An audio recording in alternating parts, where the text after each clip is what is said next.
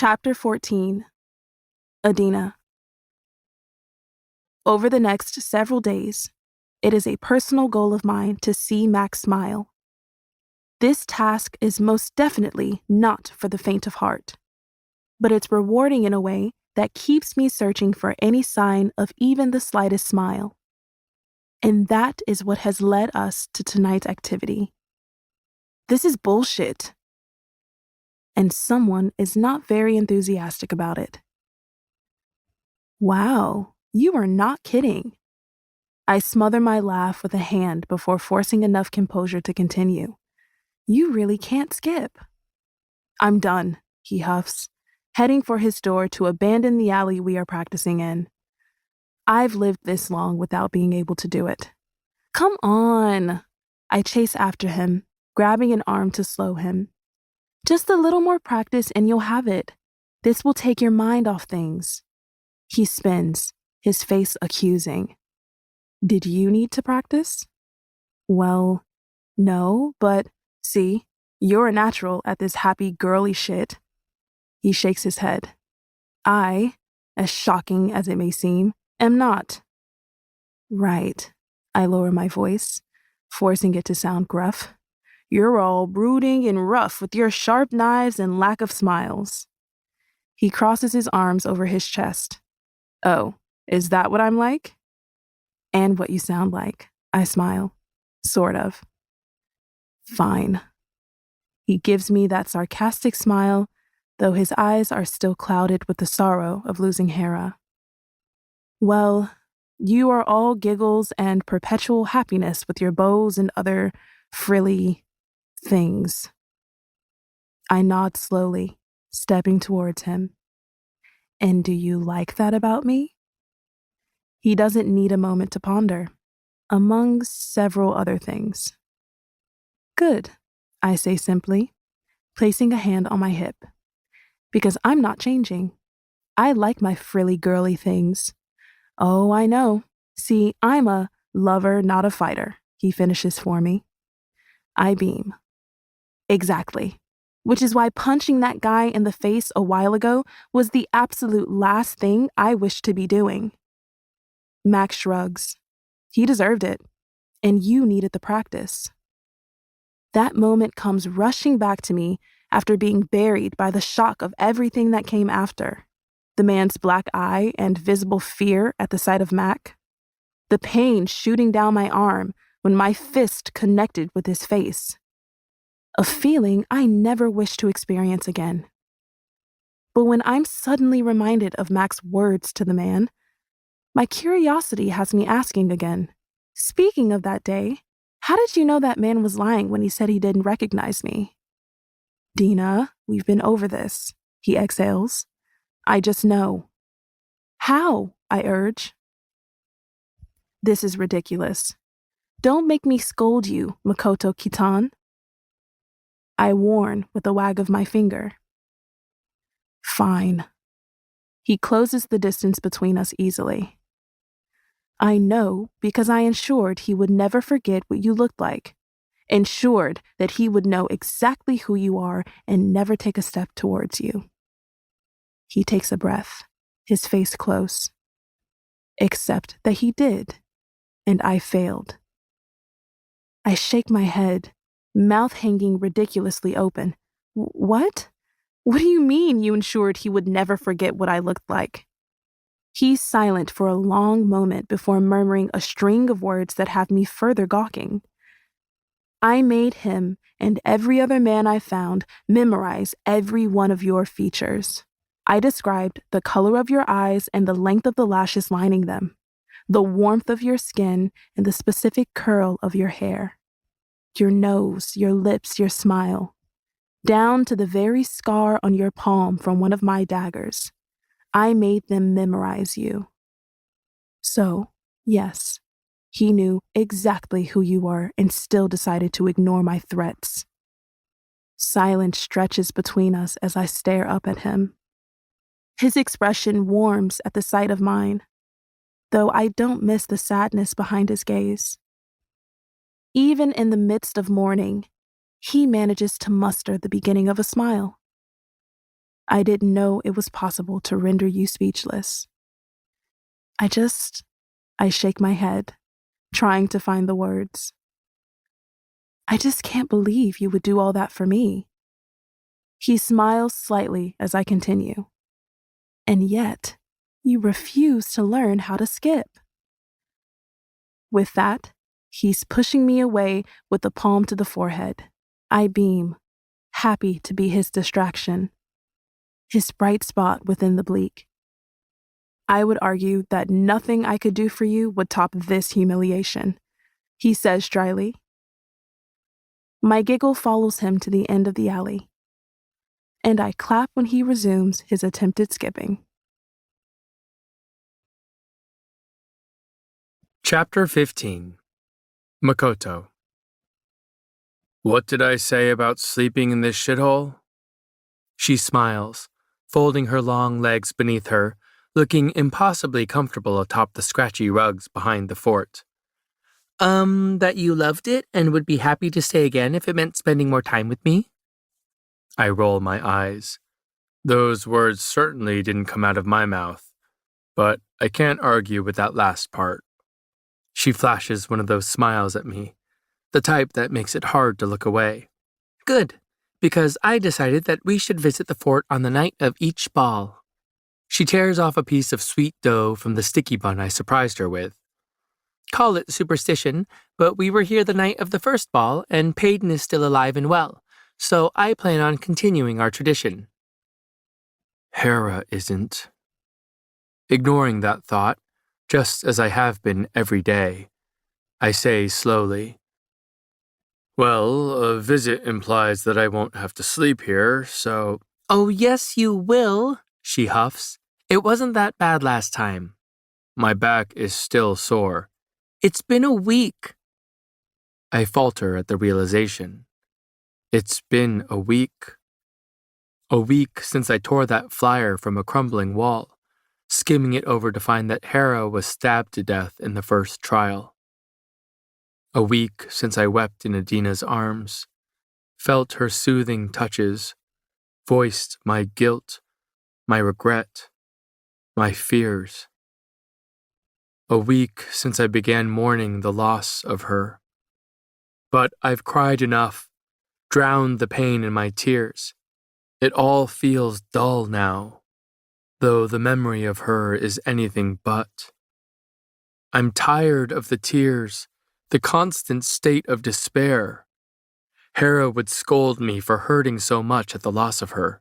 She would quietly tell me to pull myself together, just as she had so many times over the years. So, here I am, attempting to do just that, though I've had quite the distraction to keep me company.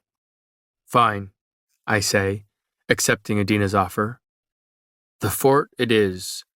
Thank the plague I only have to do this one more time after tonight. Great! She squeals slightly, giddy at my agreement. And before I know it, Pei will be back to keep me company. Before I can offer my sarcasm, she's speaking again. Oh, that reminds me. We need to redecorate before she gets home. She frowns at the blank look on my face. I gesture around us. Sure. Knock yourself out, honey. Makoto, she says sternly. The sound of my full name falling from her lips has my own quirking. It will only take a minute. Come on, up you go. After begrudgingly climbing to my feet, I discover that it would not, in fact, take a minute. Adina has me securing yarn on either side of the alley walls, stretching it over the length of the fort. She then proceeds to stitch squares of fabric across it, creating a colorful banner she likes to call festive but not seeming too shocked that she survived. It wasn't long before I was being forced to rearrange the assortment of garbage they sleep behind, organizing the barrier in a more appealing manner, or so she believes. With finishing touches that include a seemingly new blanket and a single pillow to share, I'm finally allowed to take a seat. See? Adina claps her hands from where she admires the slightly less shitty sleeping arrangement. So much better. Pei will be shocked. I bite into the sticky bun, my tone mocking as I mutter, "Yes, nothing says welcome home like a newly arranged pile of garbage." She puts a hand on her hip. "This pile of garbage is all I've got." "I thought you had me." Her eyes flutter in a way that makes me wonder how to get her to do it again. "Do I?" I swallow, forcing the feeble words from my mouth. "So long as you'll take me." "And if I don't?" she asks softly. "Then no one ever will." Her eyes wander over me, and I can't say I dislike the feel of it. After clearing her throat and looking away timidly, she walks towards the barrier before phasing right through it. Our shoulders brush when she sits beside me, and I tense at the feel of it. Not because I don't want her, but because I'm so unused to someone wanting me, choosing me, finding me worth the effort. Because I'm completely undeserving of it. Of her. If darkness is the absence of light, then that is what I am when she is not around. And I wonder how I've stumbled this long without her to guide me. "What is it like?" Her question unexpectedly forces me from my thoughts. Having all that power. I don't even hesitate. "Lonely." "Because no one knows about you?" I nod. "And I know about everyone else." "Everyone is told that Kai is the most powerful elite in decades," she says softly. "And yet, here you are, sharing his power and living in the slums." "Hiding in the slums," I spit bitterly. She sighs, sounding shockingly frustrated. "Do you really think the king would kill you if he knew you were a wielder?" "I think he would see me as nothing but a threat to him," I say dully. "Just like the Fatals. He only kept one of each, and now has a wielder who happens to be a son he can control." She studies me as though I'm one of her rows of stitches. "You two seem oddly similar, in more ways than just ability." "Well, he's done a lot of shit, and I'm just pretty shitty." I take another bite of honey-drenched dough.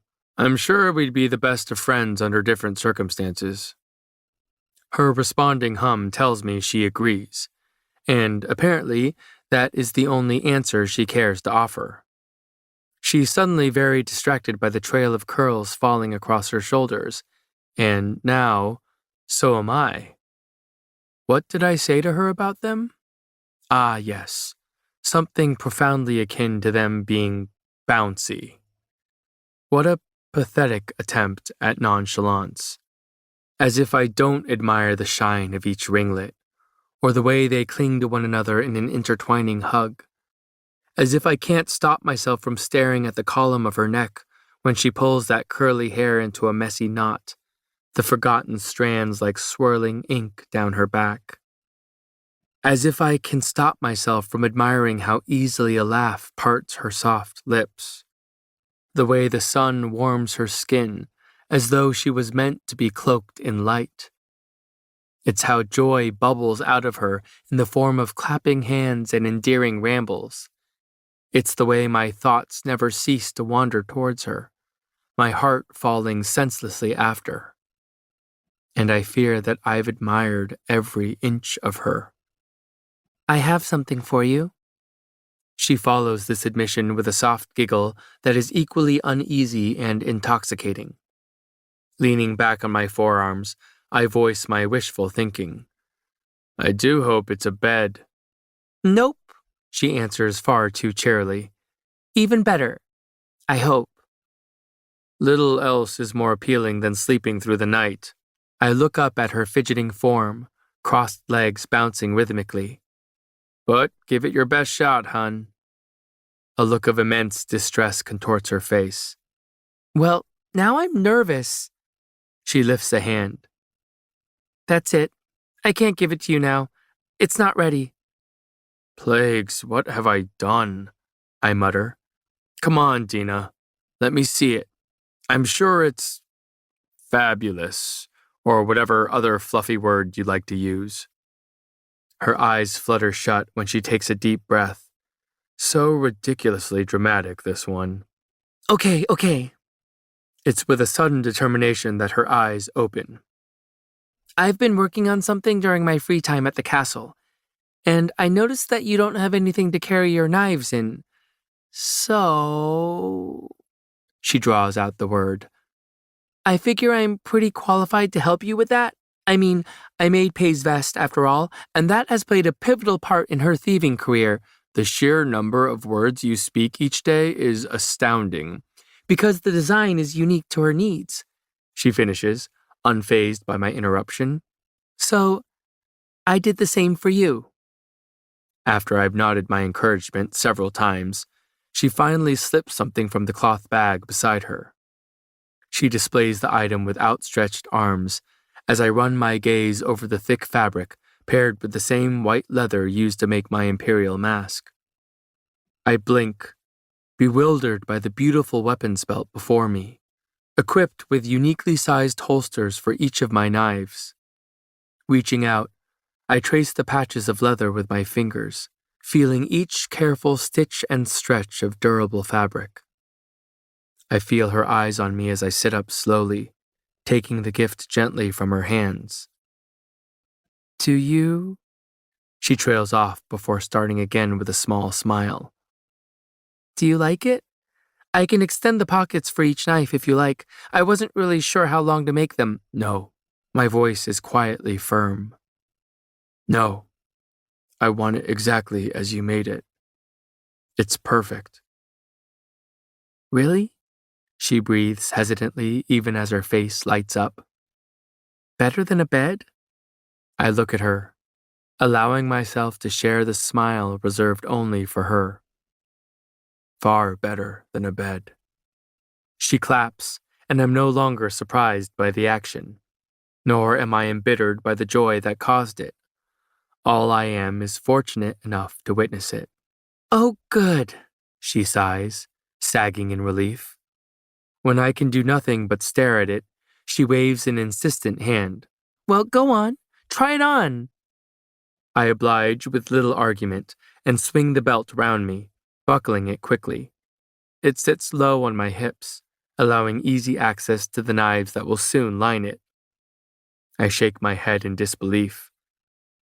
This may be the only thing anyone has ever gotten me, but I'm quite certain nothing could be better.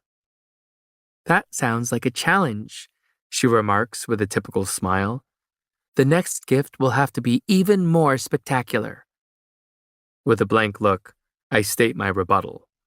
Oh, there will be no more gifts. Making her frown like this would upset me if it weren't for such a ridiculous reason. And why not? I lean in, watching her eyes widen at my sudden closeness. Because I know how distraught you will be when nothing can compare to this. She twists a loose curl around her finger, an absent-minded action I catch her doing often. We will see about that. Dina, I say softly, though it causes her head to whip up violently. Thank you. Her smile is sad. I'm sorry that I'm the first to give you a gift. I'm not. The words fall quickly from my lips. I would have waited another 19 years if it meant you were the first good memory I was gifted. Hazel eyes wander up to mine. But you deserve more than one good memory. Then it's a good thing I'm planning on keeping you around. She smiles at me, seeming to brighten the darkening alley around us. I would like that very much, Mac.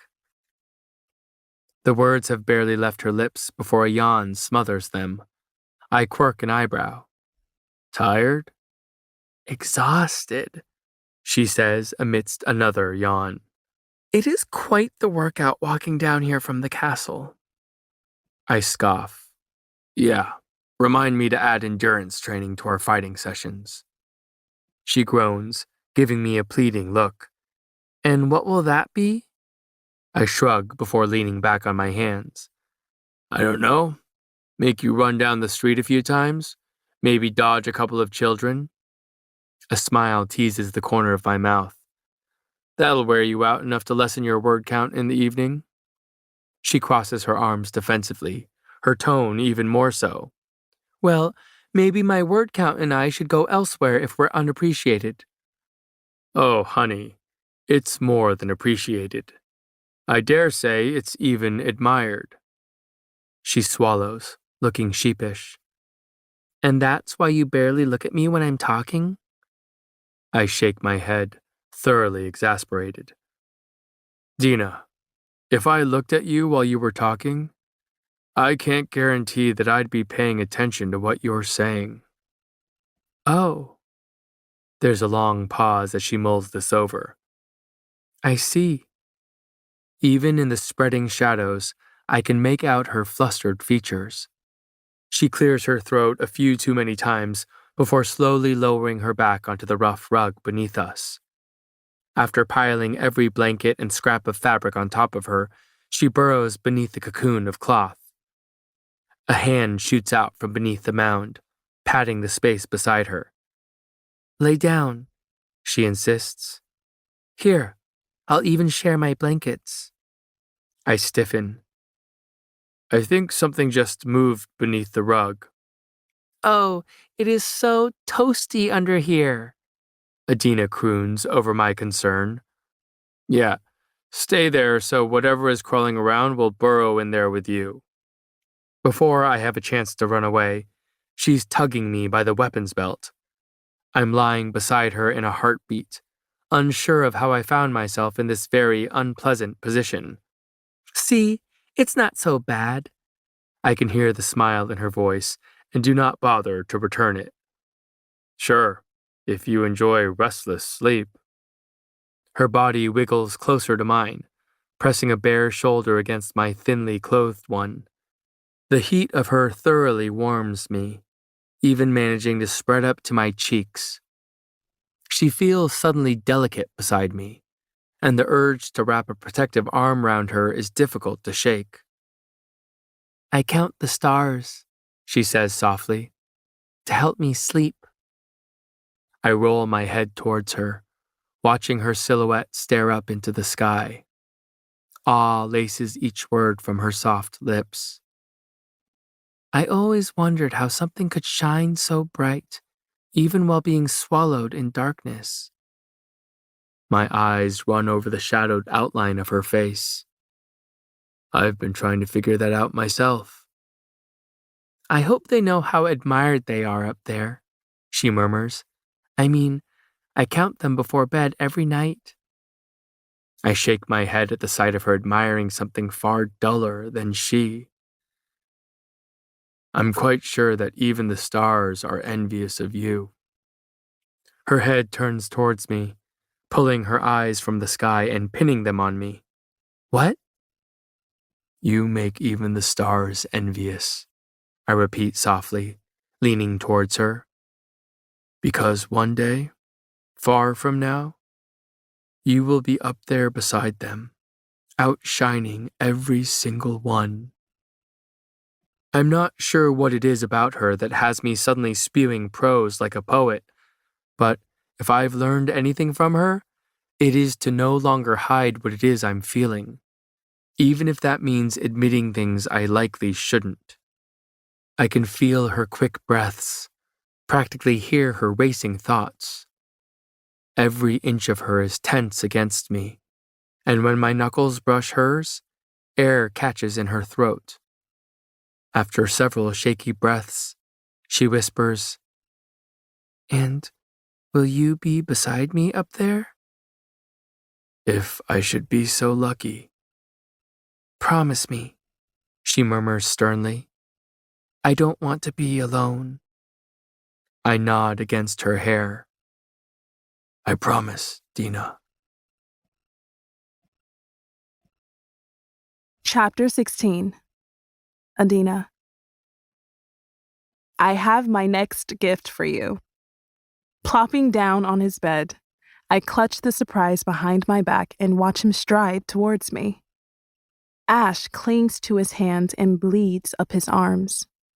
My eyes run over the strands of black hair falling in his face above the shirt that clings tightly to his body. I swallow at the sight of him, but force my flustering to a minimum. His long legs reach me in a matter of moments. I thought we decided on no more gifts. For your own sanity. You decided that, I shrug.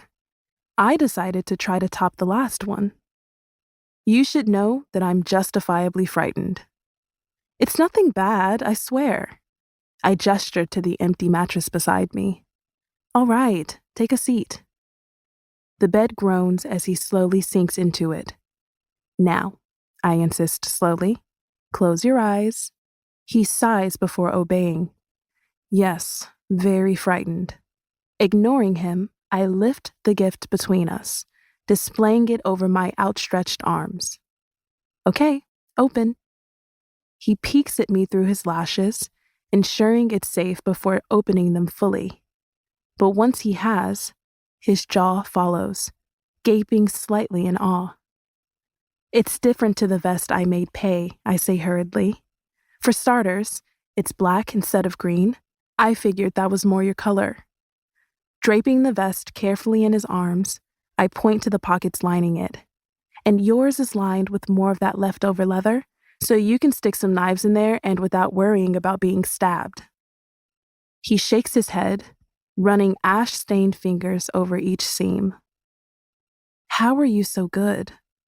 Well, Mama ensured I could stitch a straight line with my eyes closed, and pockets took some practice, but no, he cuts in softly, his laugh equally so. You.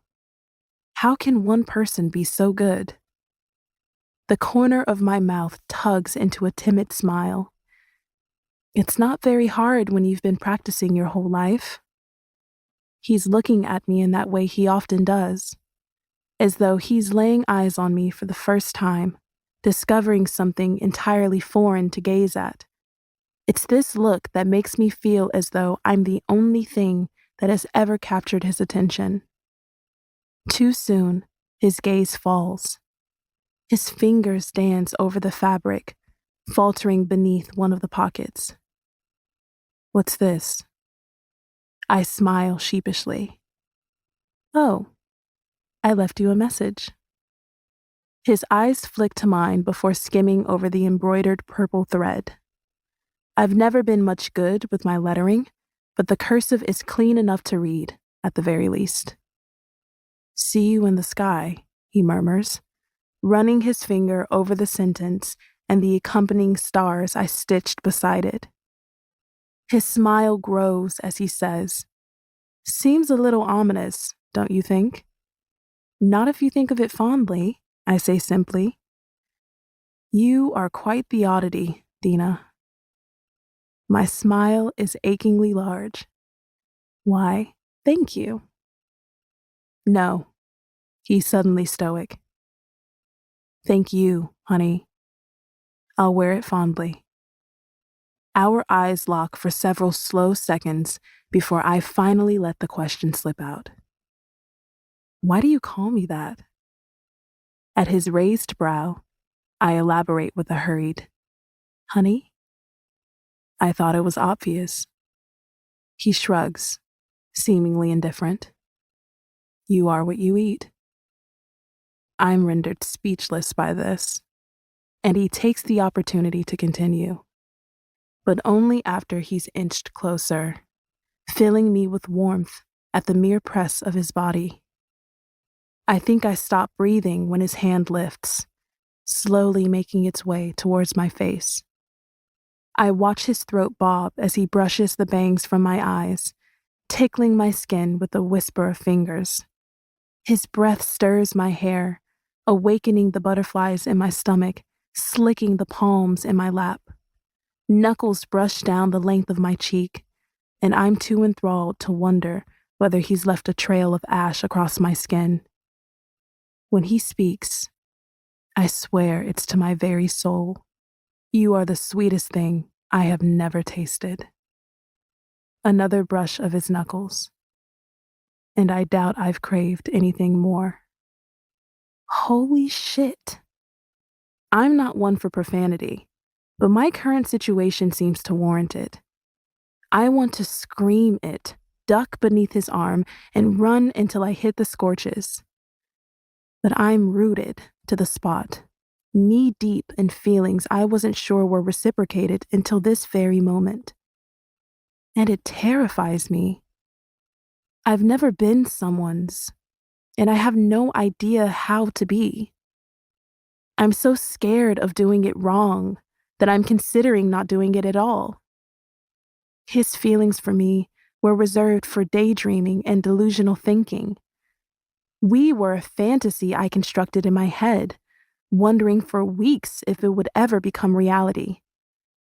And now that it has, plagues, these bangs! I jump away from his tempting touch, laughing nervously.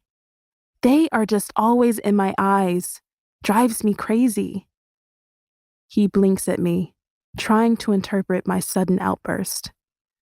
Fanning my hot face with a hand, I ramble on. Pei usually cuts my bangs for me, which is why they are so crooked. Well, she likes to think it's because I move around while she's cutting, but I beg to differ. And she's been so busy lately, so now they are long enough to continually stab me in the eyes. I'll cut them. His words startle me into silence for several seconds. You would do that? He scoffs in the sweetest way possible. I practiced my skipping for you. This is nothing. Before I can stammer a response, he stands to dig around in a nearby cabinet. He's then striding back to me, dusty scissors in hand. Sinking into the mattress beside me, he lifts the blades towards my face. I lean away, laughing anxiously. Okay, have you ever done this before? Cut hair? No. His voice is flat. But I have plenty of experience in cutting things. Great. I squirm when the scissors grow closer. All right, if you keep that up, I'll stab you in the eye. The look of horror on my face must urge him to say, no, not on purpose. Okay. I take a deep breath. I am calm and definitely not scared right now. That is convincing enough for me, he says, sarcastically cheery. The first snip of hair has me biting my tongue. By the third, I'm giggling. He sighs. What now? Nothing, I snort. Just tickles. Peyton was right. These crooked bangs are all you're doing. I cross my arms, attempting to sit still. Maybe I like my bangs a little crooked. Adds character. Oh, you don't need any more of that. He makes the final cut, letting the hair fall into my lap alongside the rest. I collect the ends of my curls into a palm, silently mourning their loss as though they felt each cut of the blade. When I look back up at him, he slowly raises a hand towards me, giving me enough time to duck away. But instead, I still, allowing him to run his fingers through the freshly cut bangs. Still crooked? I ask quietly. He nods, smiling with the corner of his mouth.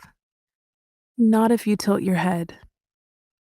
The sorrow in his gaze has lessened with each passing day, and when I look at him now, all I see is contentment, acceptance.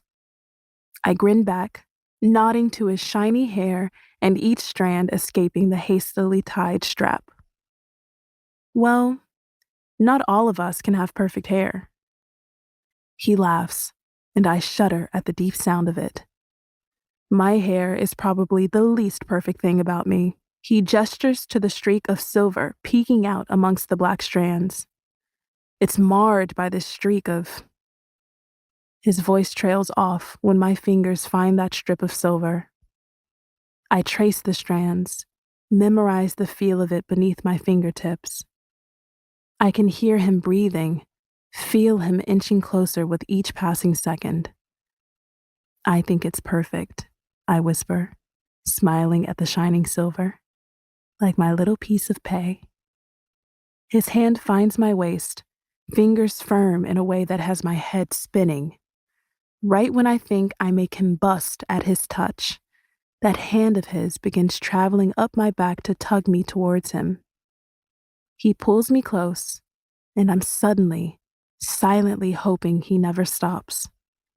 With his arm wrapped tightly round me, he leans forward until our foreheads brush. And that's when he whispers, "I think you're my little piece of perfection." My heart pounds at his words, at the feel of his hold and brush of his fingers. I've spent my whole life wishing to be wanted, and here he is, begging me to let him. I pull back just far enough to meet his eyes, finding reverence in his gaze.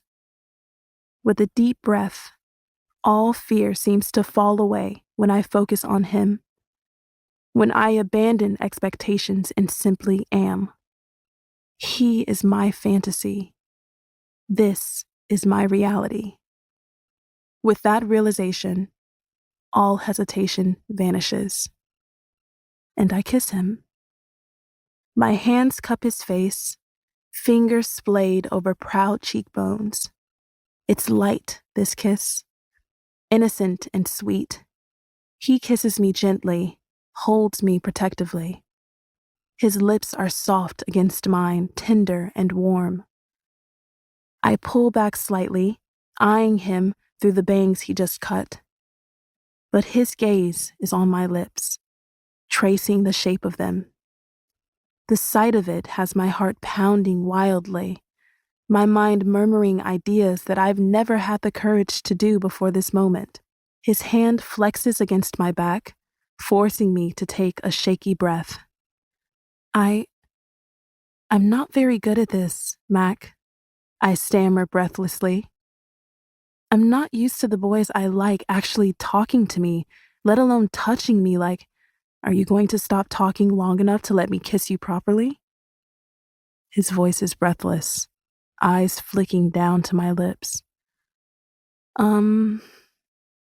I swallow, inching towards him. Well, I haven't quite met my word count for the. His lips crash into mine. This kiss is quite the opposite of the first one we shared. His hands are in my hair, running down my neck. It is deep and drawn out in everything I've ever dreamed of. He drops an arm round my waist, pulling me tight enough against him that I vaguely wonder if he can feel my thundering heart. Before I can talk myself out of it, I've swung a leg over both of his, finding myself suddenly perched on his lap. He does something then. Something far more intimate than any kiss or touch so far. No, he pulls back far enough to let me see him smile. It's big and bright and beautifully his. For me? I ask breathlessly, staring at his smile. Every single one, he murmurs. I kiss him fiercely. I kiss him the way I've fantasized kissing someone my whole life. I kiss him like it's the end of a fairy tale. A calloused hand cups my face while the other roams over my back. His lips move against mine as he breathes me in, and I gladly let him. Would gladly be more than a piece of his perfection. I could fill him completely, stuff him with my sentiment until he's sick on it. I would give him every piece of me if he only asked politely. I pull back, breathing heavily. Mac does the same, tipping his forehead against mine. A confession crawls up my throat, tearing at my sealed lips before finally spilling out. I'm tripping into you, Mac. His thumb brushes across my cheek. Tripping into me? I nod, breath shaky. I don't fall for someone. I trip uncontrollably towards them before inevitably hitting the ground. He smiles softly, the action delicate atop his stern features. His eyes wander over my face while his fingers tuck unruly hair behind my ear. Well, I would catch you, Dina, but it seems we're going down together. I blink at him, my smile widening. Really? He nods slowly. Really. I press my lips together, trying to hide my giddiness. I quickly fail and, instead, press a kiss to his lips. It's a struggle to pry myself away from him after several seconds too long. I have to go back to the castle tonight. My words fade into a giggle when he circles his arms round my waist, capturing my lips once again. I laugh against his mouth, barely able to get my next sentence out. I still have to finish up. Another kiss cuts me off. Page dressed for. I initiate this kiss. The ball tomorrow. I finish with a dizzying smile. I manage to climb from his lap before he can stop me. With my cloth bag quickly slung over my shoulder, I head for the door. Mac is on my heels, closing his arms around me from behind. Giggling, I place my arms atop the ones he's wrapped round my waist. I was right, I say cheerily. You're not half as grumpy as you seem. I feel him straighten behind me. Yeah, shit. What did you do to me? I laugh, turning to face him. I'll see you tomorrow evening. I jab a finger in his face. At the fort, remember? Oh, so I won't be sleeping.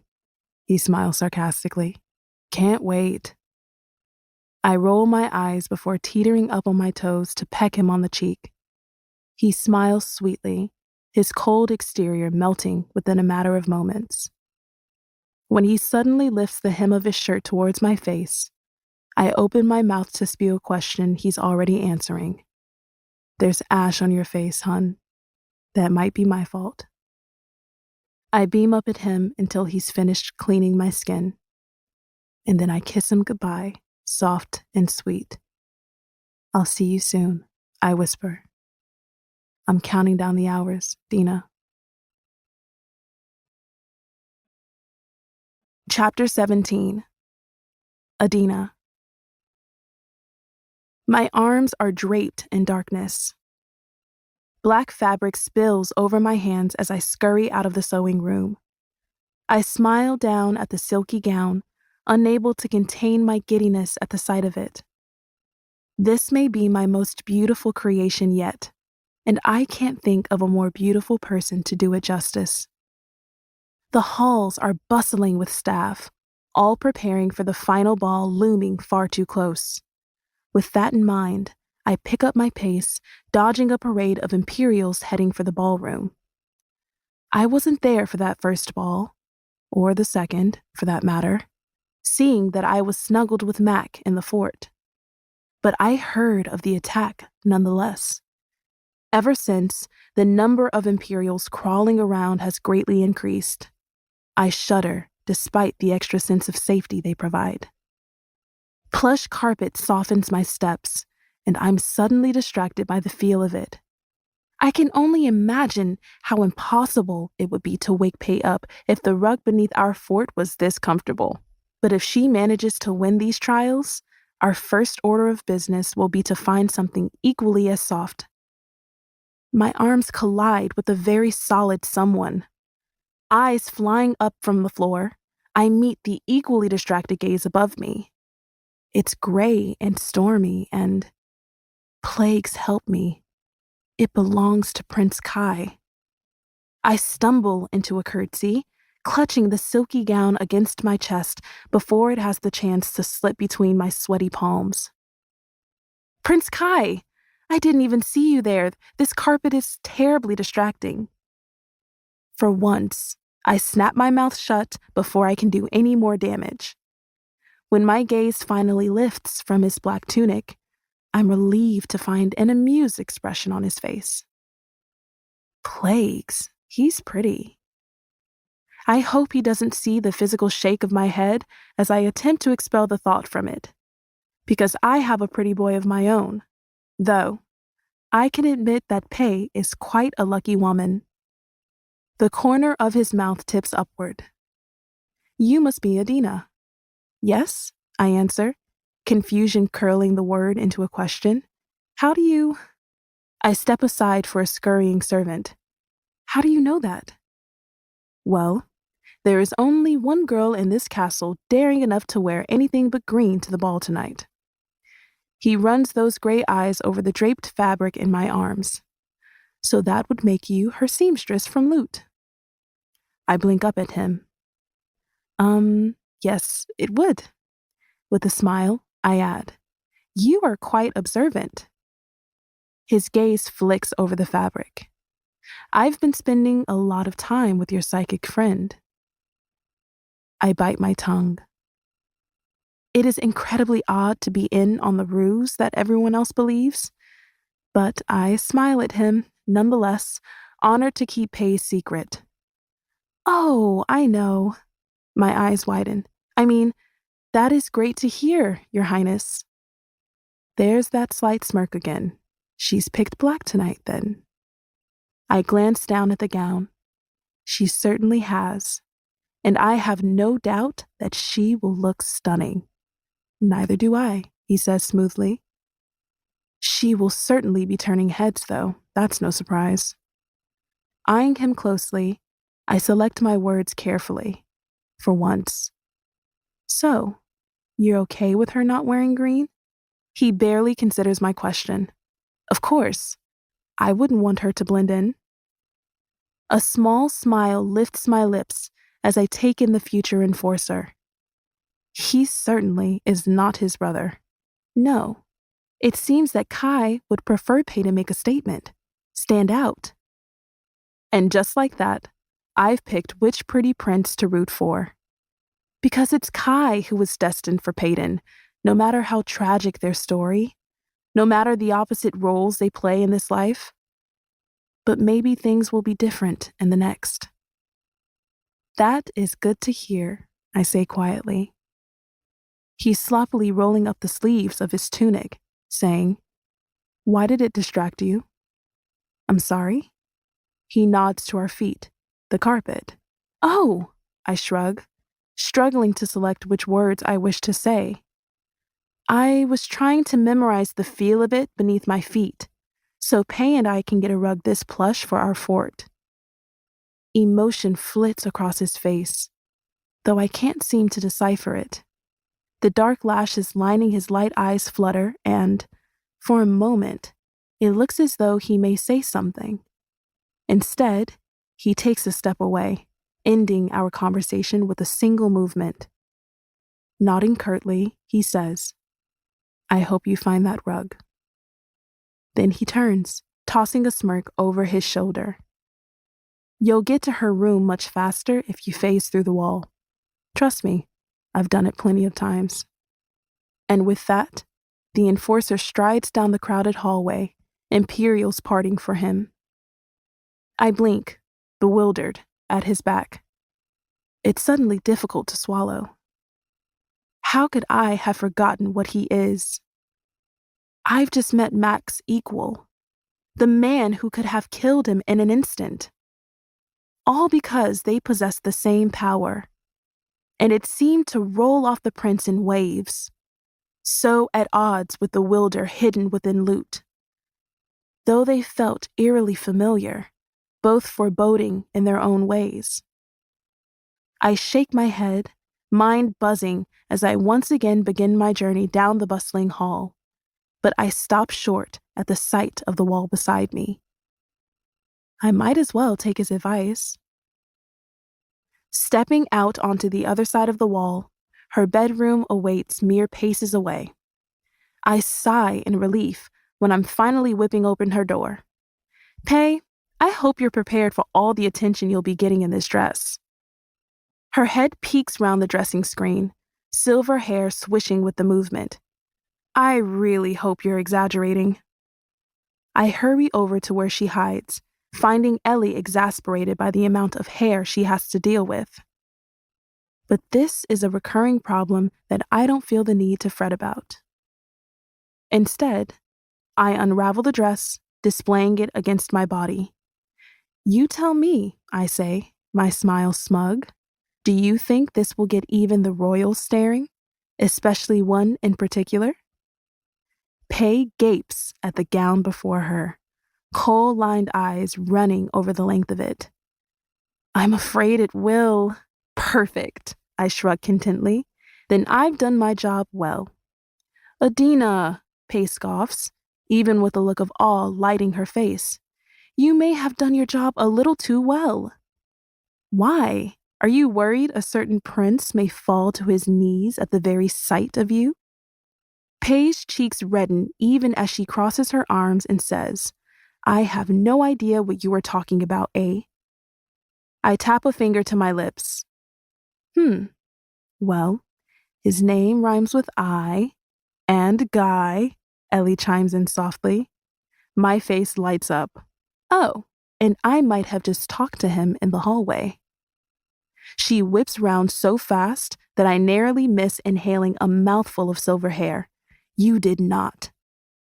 I sigh, smiling blissfully. I did. What could you two possibly have talked about? She says, exasperated. Let me think. What common interests could we have? I smile wickedly. Oh, that's right, you. Ellie giggles while Peyton stifles a groan. Plagues. Maybe I'd rather not know. Well, to sum it all up, I continue anyway, he agreed that you would look stunning tonight, and he will definitely want to dance with you. I press my lips together. Those words didn't exactly leave his mouth, but Pay doesn't need to know that. And, besides, I'm sure he was thinking it. Pay sighs, spinning that ring on her thumb incessantly. Don't remind me. I frown. Did something happen? She laughs humorlessly. Too much happened. I help peel off her remaining clothing before she steps into the dress. Oh, do tell, I say, greedy for every detail. She slips her arms through the dainty sleeves that lay limply around her arm. Can I fill you in after the trial, eh? She looks exhausted. I'm still trying to process it all myself. I help her tug the corset up. Of course, Pay. You need to focus on the trial. I say this to ease my guilty conscience. I have yet to tell her of Mac and every moment I've spent with him. She knows of my tendency to trip for someone, and yet she will be one of the last to know. Thanks, eh? Peyton smiles, looking relieved. Don't thank me yet. I wiggle a finger, gesturing for her to turn around. I haven't tightened the corset. Plagues, she murmurs. If this dress was any less beautiful, I might beg not to wear it. Oh, please, I tease. You love dressing up even if you won't admit it. Isn't that right, Ellie? I mean, Ellie hesitates. You do seem to enjoy it. Pay's scoff is cut short when I tug at the laces of her corset. Well, I sure as hell don't enjoy being unable to breathe. But you're breathtaking, I attempt to smother my snort. Quite literally. I think you're enjoying this a little too much, eh? She gasps. This may be my last chance to dress you up. I tighten the laces, earning a grunt from Pay. So I might as well take advantage of it. After much pleading from Pay, I finally tie off the laces of her corset and spin her round to admire my work. Most of the bodice is see-through, showing off her tan skin beneath the beads and swirling pattern decorating the corset. The sleeves are dainty and purely for design, as they do nothing to keep the dress up from where they dangle off her shoulders. My eyes take in the pooling skirt and the matching slits on either side. As I do so, Peyton pushes the fabric apart to strap her silver dagger high on a thigh. Then she straightens, standing before Ellie and me for inspection. So, what do you think? You look beautiful, Peyton, Ellie breathes with a smile. Unwanted tears prickle my eyes at the vision before me.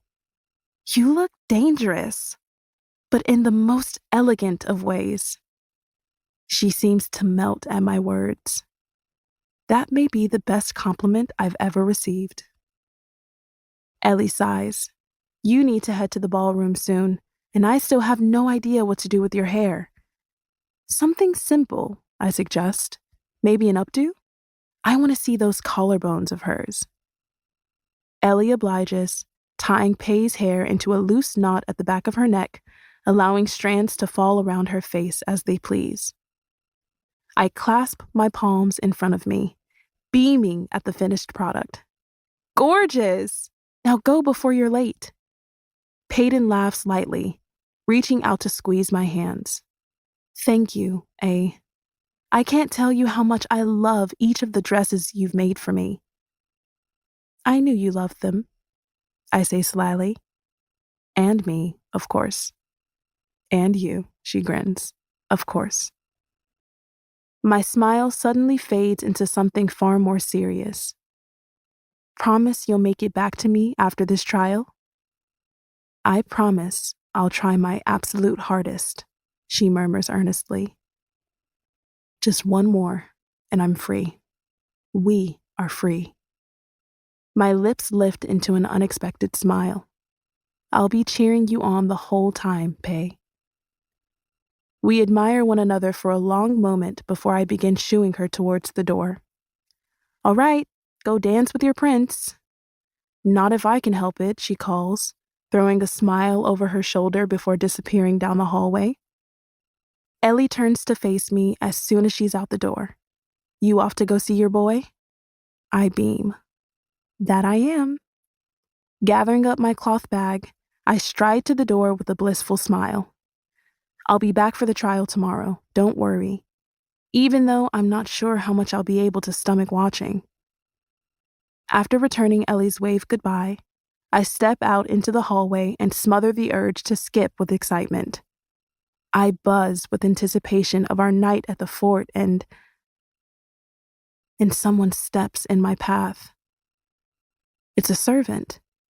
He's young and timid and looking up at me uncertainly. Oh, I exclaim. Hello there. But he doesn't return my politeness. No, he only offers me a single rehearsed line. The king has requested to speak with you this evening. Chapter 18. Makoto. I'm shockingly happy as I head towards the fort. I can't remember the last time I was this happy, even with Hera. Hera. It feels wrong to be enjoying life with her no longer in it, but I still mourn her every day in any way I can. I see her in the smiling faces along the street, remember how her magic tricks used to be the reason for laughing children and enthralled parents. I hear her in the sharpening of a blade for how she used to beg me to let her do it when we were young. I smell her in the rain, a brewing storm. She's all around me, and yet nowhere to be found. I mourn alone, quietly, though I allowed myself a single night to break down in Adina's arms. But Hera is likely already forgotten by the people, just another victim of the trials she had no chance of winning.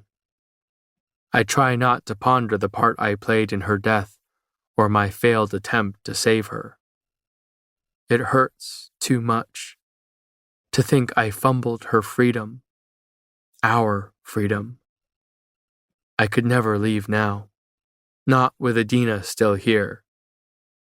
I elbow through the crowded street beginning to close for the evening. Bits of dull conversation fill my ears as I head for the familiar dead end. I can't help but smile at the sight of her colorful banner as it waves welcomingly at me. Something about it feels so like her, so comforting, so innocent and sweet. Though she certainly didn't kiss me that way. Well, at first, maybe, but then she quickly met my demand. The way her mouth moved against mine was hypnotic, and if she had asked anything of me in that moment, I fear I would have had no choice but to do it. Stepping over the barrier, I take a seat on my borrowed side of the rug. I feel dirtier by the second. Peyton need not worry about me permanently stealing her spot. The thought flows into another, and I'm suddenly wondering if Adina has even told her best friend about me. But that thought quickly escalates to the more troubling one, being that Adina has truly told her best friend about me. About my power. And the whole kingdom is buzzing about how close the contestant and future enforcer have gotten over the course of these trials. All it would take is a single slip of her words, and the prince would know what I am. I shake the trail of increasingly worrisome thoughts away. I've been assured that Dina is a great secret keeper, though I have no sources to back up this claim. I fidget on the rug, trying my best not to touch anything. Waiting impatiently for Adina to arrive, I pull the slim box from one of the many pockets on the vest she made. The lid slides off easily, allowing me to admire what lies within. The needle is slightly larger than the ones I've witnessed her stab each finger with. The silver gleams, even in the dull light. I'm just able to make out the intricate half-moon designs carved across the length of it. I've never gotten a gift for someone. Not like this, anyway. Not something that is filled with affection, given out of wanting rather than necessity. And that's the terrible truth of it.